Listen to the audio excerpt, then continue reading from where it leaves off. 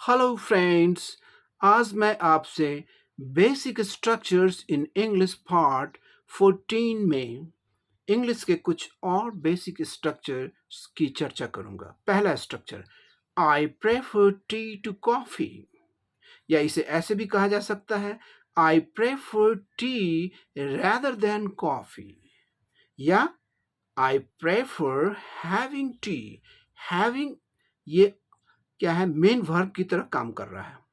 इसका अर्थ हुआ टेकिंग, लेना, having tea to having coffee.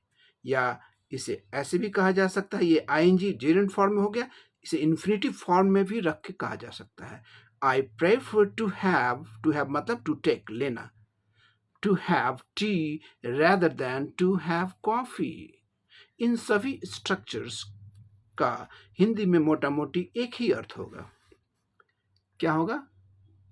मैं कॉफी से अधिक चाय को पसंद करता हूं, यानी मैं कॉफी से अधिक चाय लेना पसंद करता हूं।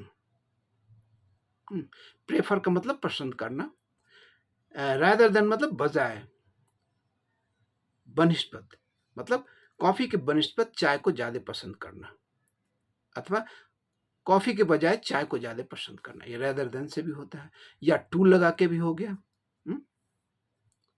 दोनों तरीके से होता है, रादर देन या टू लगा के। अब इसी तरीके का एक और स्ट्रक्चर देखें।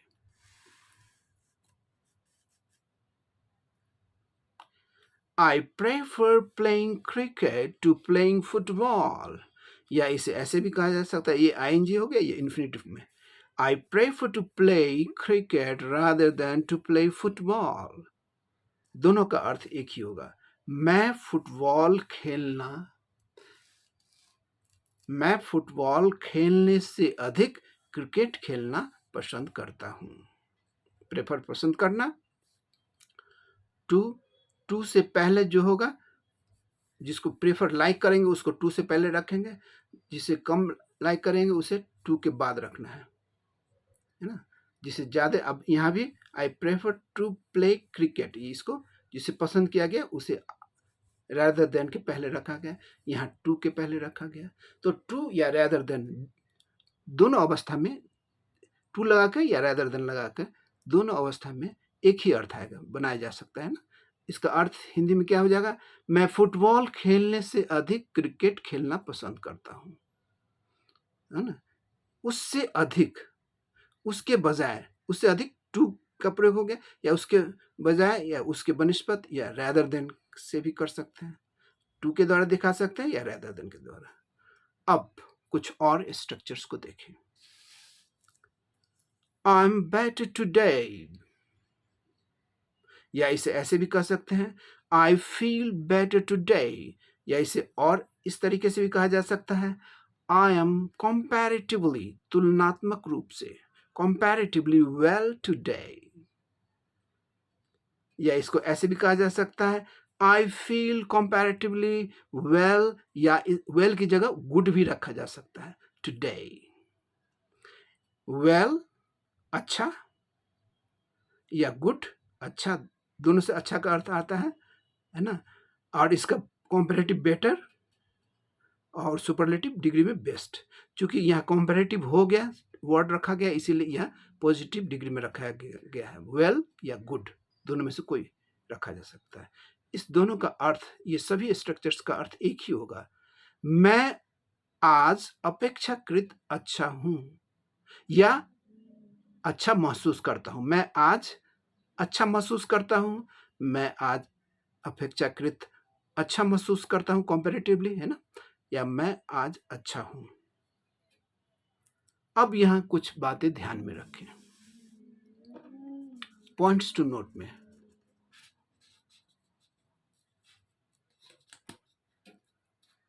जैसे कि पहला पॉइंट, गुड मतलब अच्छा, ये एडजेक्टिव की तरह प्रयोग होता है, इसका अर्थ क्या हो जाता है? अच्छा। जैसे कि कंपैरेटिवली वेल मतलब गुड, अच्छा हूं, ये हो गया एडजेक्टिव।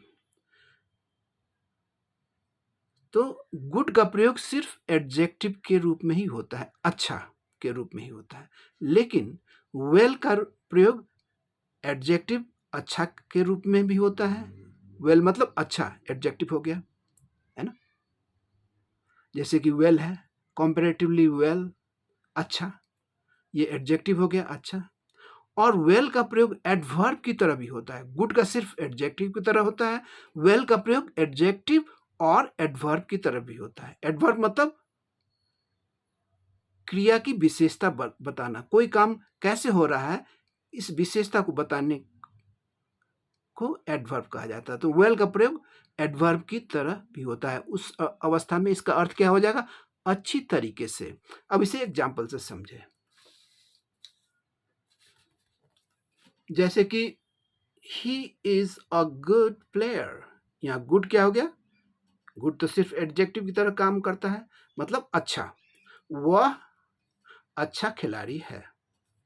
अब दूसरे वाक्य में देखें, ही प्लेज वेल, यहाँ वेल क्या है, एडवर्ब की तरह काम कर रहा है, क्योंकि वो कैसा खेलता है, ये वर्ब प्ले इसकी विशेषता बताता है।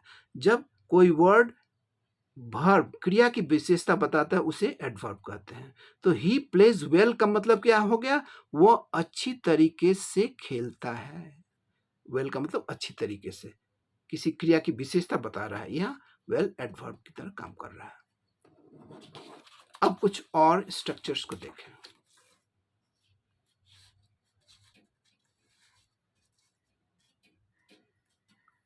He is twirling his mustache, या he is twirling his mustache।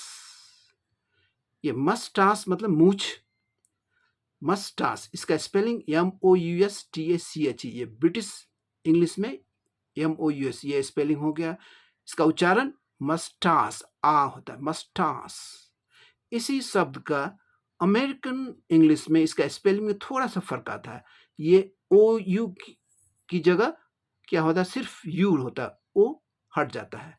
MUS, यहाँ MOUS है, या MUS हो जाएगा, ओ हट जाएगा, और बाकी सब सेम है, TACHE।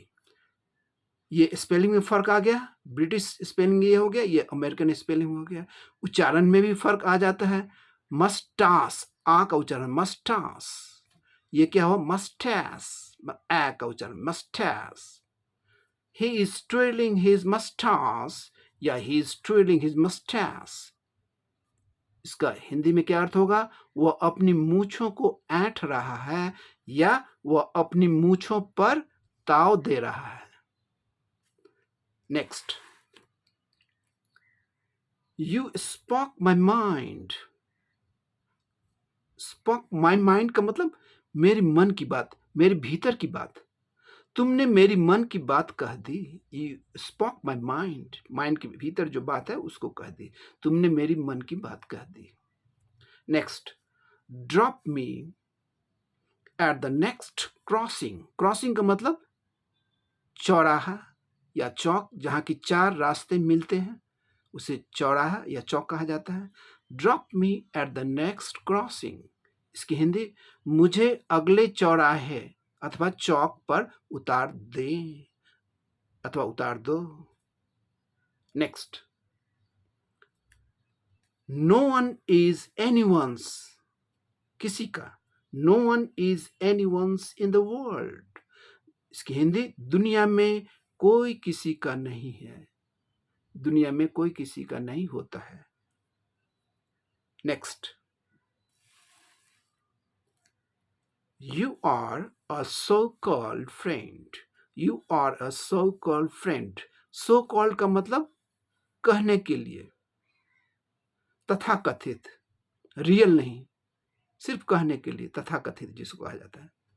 तो इसकी हिंदी, तुम सिर्फ कहने को दोस्त हो, नाम के लिए दोस्त हो, रियल नहीं।